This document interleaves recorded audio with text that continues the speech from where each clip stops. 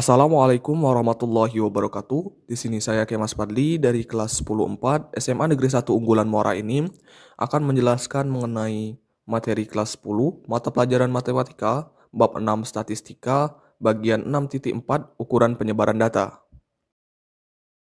Oke, langsung saja kita akan membahas bagian yang pertama yaitu jangkauan data. Jangkauan data sendiri terbagi menjadi tiga. Yang pertama yaitu jangkauan. Jangkauan sendiri disimbolkan dengan huruf J. Untuk definisinya, jangkauan adalah selisih dari statistik maksimum dengan statistik minimum. Jadi, jangkauan ini hasilnya adalah selisih dari angka yang paling besar dengan angka yang paling kecil dalam suatu data. Untuk sifatnya sendiri, jangkauan memiliki tiga sifat. Yang pertama adalah mudah ditentukan, yang kedua hanya melibatkan nilai data terbesar dan terkecil, yang ketiga peka terhadap satu nilai data yang ekstrim. Untuk rumusnya sendiri, J sama dengan Xn min X1. Nah, seperti yang sudah dijelaskan tadi, Xn di sini yaitu statistik maksimum atau angka terbesar dikurangi dengan X1 yaitu angka terkecil. Nah, Xn di sini sebenarnya hanya sebuah simbol saja. Jadi misal ada 20 angka dalam suatu data, N-nya bisa diganti dengan 20 atau data yang terbesar. Yang selanjutnya yang kedua yaitu jangkauan antar kuartil atau hamparan. Seperti namanya, jangkauan antar kuartil atau hamparan ini disimbolkan dengan huruf H besar. Untuk definisinya sendiri adalah selisih antara kuartil atas dengan kuartil bawah. Jadi untuk kuartil atas dengan kuartil bawah ini akan saya jelaskan pada saat pembahasan contoh soal. Untuk sifat-sifatnya, sifat jangkauan antar kuartil ada dua. Yang pertama tidak peka terhadap nilai data yang ekstrim. Yang kedua hanya melibatkan dua kuartil saja. Untuk rumusnya sendiri, jangkauan antar kuartil atau hamparan sama dengan kuartil atas atau Q3 dikurangi dengan kuartil bawah atau Q1. Selanjutnya yang terakhir yaitu simpangan kuartil. Simpangan kuartil ini disimbolkan dengan huruf QD. Untuk definisi dari simpangan kuartil yaitu adalah setengah dari selisih antara kuartil atas dan kuartil bawah. Atau bisa dibilang simpangan kuartil ini adalah setengah dari hamparan. Untuk rumusnya sendiri, QD sama dengan 1/2 dari Q3 dikurang Q1. Oke, kita langsung ke contoh soal yang pertama ya. Contoh soalnya, soal yang pertama, tentukan nilai-nilai jangkauan dari data di bawah ini. Untuk data-datanya ada 27, 43, 32, 41, dan seterusnya. Ada 21 angka ya. Jadi langkah pertama yang bisa kita lakukan untuk menjawab soal ini adalah dengan mengurutkan angka-angka pada data tersebut. Mengurutkannya dari yang paling kecil ke yang paling besar. Ya.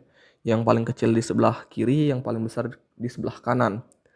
Oke, ini datanya setelah diurutkan ya. 27 di sebelah kiri dan 63 di sebelah kanan. Paling kanan. Untuk X1-nya yakni yang paling kiri atau yang paling kecil pada sebuah data. Jadi X1-nya sama dengan 27. Nah, Xn-nya karena di sini kebetulan angkanya itu ada 21, ada 21 buah, maka jadi X ke 21. X ke 21-nya itu 63. Setelah kita menemukan X1 dan Xn ini, kita bisa menentukan jangkauannya. Jadi jangkauan sama dengan J sama dengan Xn min X1 sama dengan Xn-nya atau X21-nya 63, X1-nya 27. Jadi 63 dikurang 27 sama dengan 36. Selanjutnya kita akan mencari jangkauan antar kuartil dan simpangan kuartilnya. Untuk mencari jangkauan antar kuartil dan simpangan kuartil, kita memerlukan nilai dari kuartil ketiga dan nilai dari kuartil pertama. Untuk mencari nilai dari kuartil ketiga dan kuartil pertama, kita memerlukan nilai dari kuartil kedua atau median dari data tersebut. Nah, kita bakal mencari mediannya dulu. Ini ada 21 angka ya di data tersebut. Jadi kita bisa menyimpulkan bahwa mediannya ada di X ke 11 atau angka ke 11. Nah, kita akan urutkan dulu. Nah, angka ke-11-nya ada di 43. Jadi Q2 atau kuartil keduanya sama dengan 43. Sekarang data sudah terbagi menjadi dua, yakni data di sebelah kiri median dan data di sebelah kanan median. Oke, jadi median dari data yang di sebelah kiri median ini disebut dengan kuartil pertama, sedangkan median di sebelah kanan median ini adalah kuartil ketiga. Kita langsung saja mencari kuartil pertama, yakni median dari data sebelah kiri ya. Ini ada 10 angka, jadi mediannya ada di X ke 5 dan X ke 6. Nah, jadi kuartil pertama ini nilainya adalah 34 dan 35 dibagi dengan 2. Jadi kuartil pertama sama dengan setengah dari 34 tambah 35 sama dengan 34,5. Selanjutnya ada di data sebelah kanan ada 10 angka juga. Jadi nilai dari mediannya itu diambil dari X ke 5 atau angka ke 5 dengan angka ke 6-nya. Jadi kuartil ketiga sama dengan setengah dari 52 dan 53 sama dengan 52,5. Setelah kita menemukan nilai dari kuartil pertama dan kuartil ketiga, kita tinggal memasukkannya ke dalam rumus. Jadi langsung saja kejangkauan antar kuartil sama dengan H sama dengan kuartil ketiga dikurang kuartil pertama sama dengan 52,5 ya kuartil ketiganya, dan dikurangi dengan kuartil pertama yaitu 34,5. 52,5 dikurang dengan 34,5 sama dengan 18. Jadi jangkauan antar kuartilnya adalah 18. Untuk simpangan kuartil sendiri ini tinggal bagi saja sebenarnya, 18 bagi 2 sama dengan 9 ya. Tapi kita bakal memasukkan rumusnya, yakni setengah dari kuartil ketiga dikurangi dengan kuartil pertama. Setengah dikali dengan 52,5 dikurang dengan 34,5 sama dengan 9 ya, jadi sama saja. Oke, selanjutnya kita bakal membahas bagian 2-nya yaitu simpangan. Simpangan ini sebenarnya memang tingkat kesulitannya memang sedikit lebih sulit daripada jangkauan yang pertama kali kita bahas tadi. Untuk simpangan sendiri itu terbagi menjadi 3 ya. Untuk yang pertama kali kita bahas ini adalah simpangan rata-rata. Nah, simpangan rata-rata ini terbagi menjadi 2. Yang pertama yaitu simpangan rata-rata data tunggal. Untuk simpangan rata-rata data tunggal, rumusnya yaitu SR sama dengan sigma dari harga mutlak XI dikurang X bar atau rata-rata. Selanjutnya kita bakal langsung ke contoh soal. Untuk contoh soal yang pertama ini kita bakal membahas tentang simpangan rata-rata untuk data tunggal. Langsung saja ini contoh soalnya ya. 2. Tentukan simpangan rata-rata untuk data 4, 5, 6, 4, 2, 4, 5, 6. Langkah pertama yang perlu kita lakukan untuk mencari simpangan rata-rata adalah mencari rata-ratanya atau rataan hitungnya. Di sini disimbolkan dengan X bar ya. Jadi untuk menentukan rataan hitung atau X barnya, kita hanya perlu menjumlahkan seluruh data. Jadi 4 ditambah 5 ditambah 6 ditambah 4 ditambah 2 sampai terakhir, dan dibagi dengan jumlah angka pada data tersebut. Ya, di sini angkanya ada 8. Kita tambahkan 4 tambah 5 tambah 6 dan seterusnya itu hasilnya 36. Jumlah angkanya ada 8, jadi 36 dibagi dengan 8 sama dengan 4,5.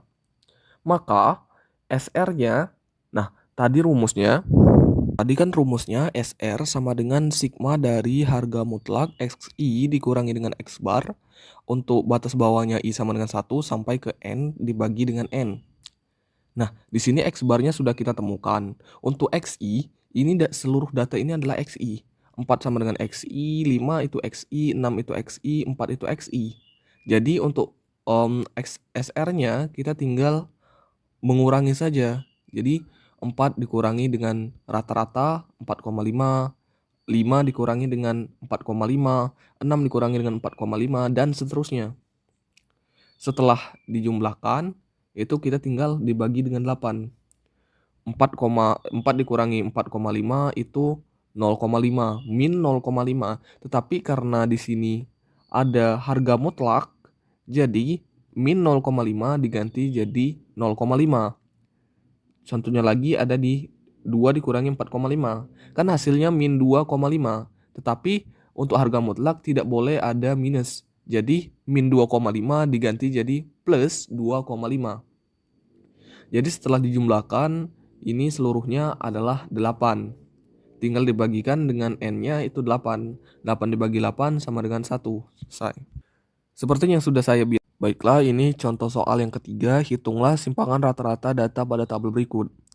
Untuk yang ini disebut dengan simpangan rata-rata data berkelompok.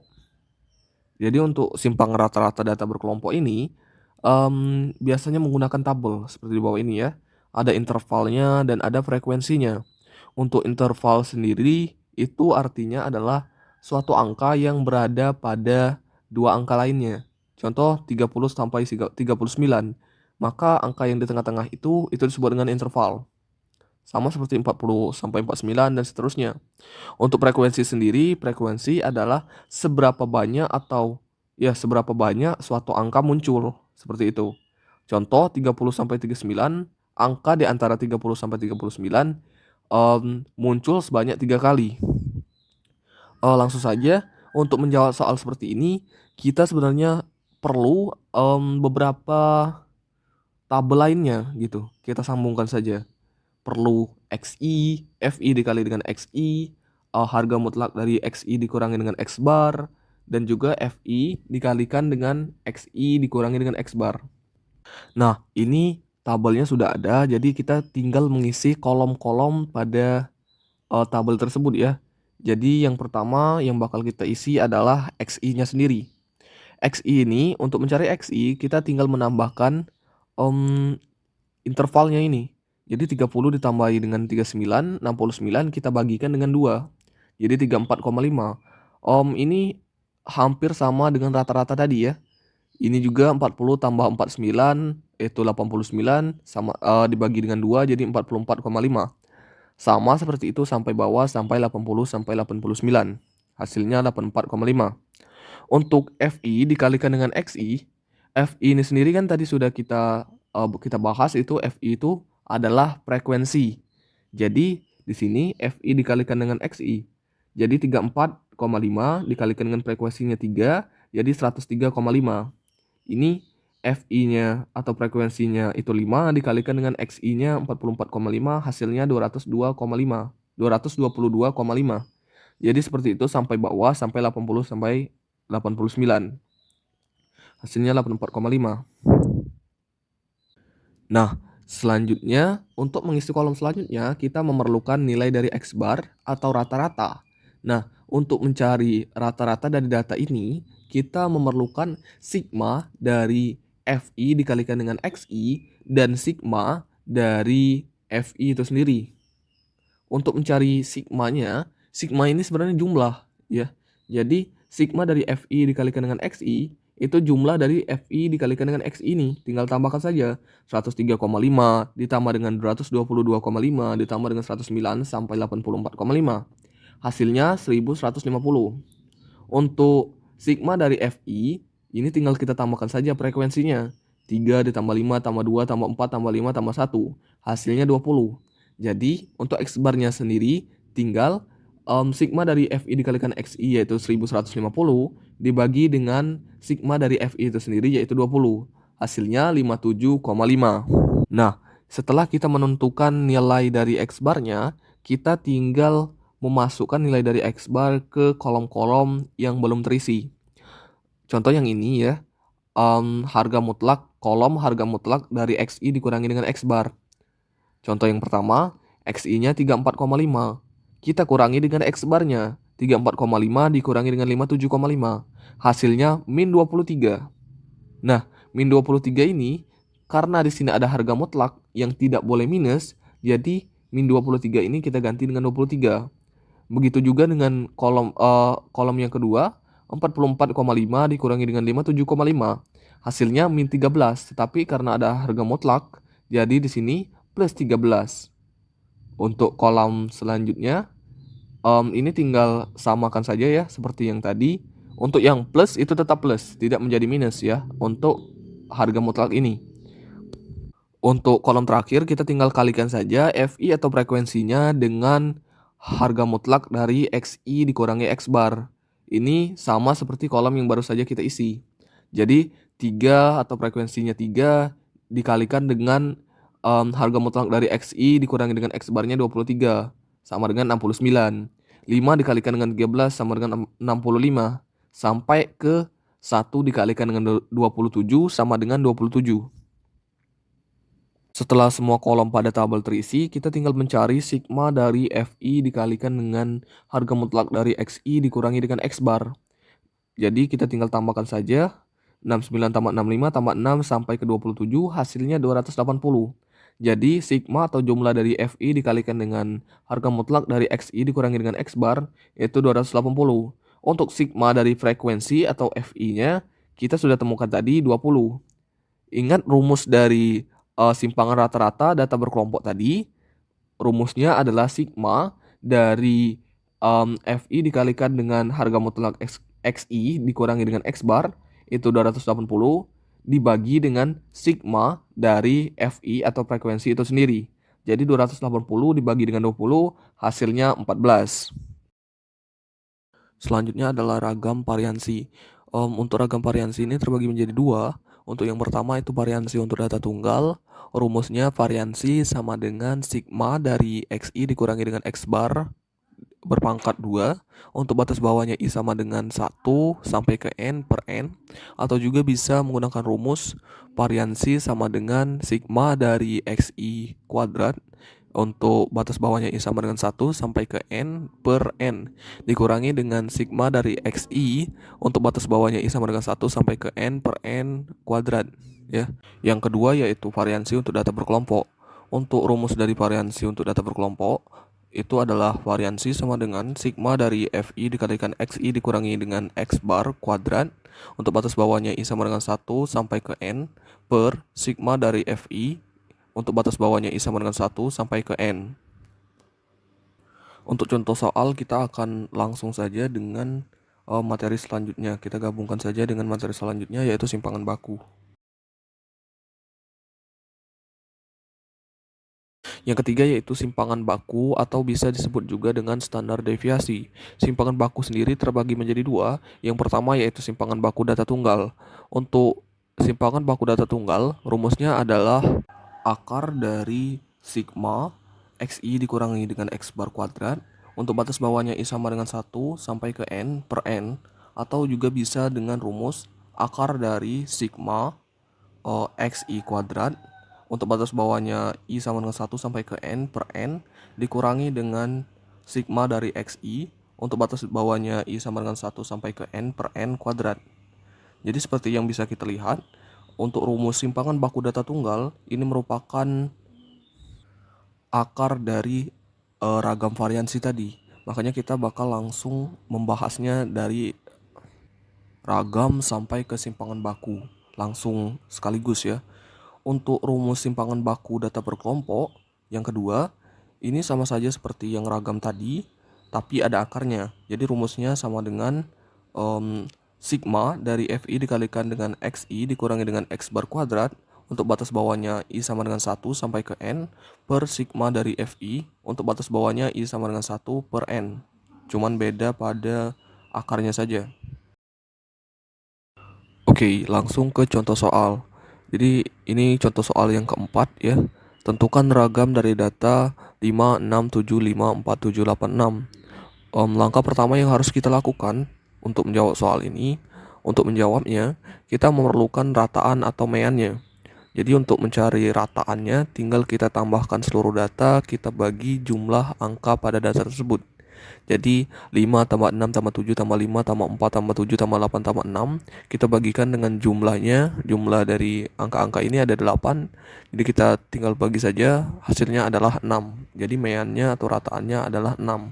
Setelah kita menemukan meannya, kita tinggal masukkan ke dalam rumus.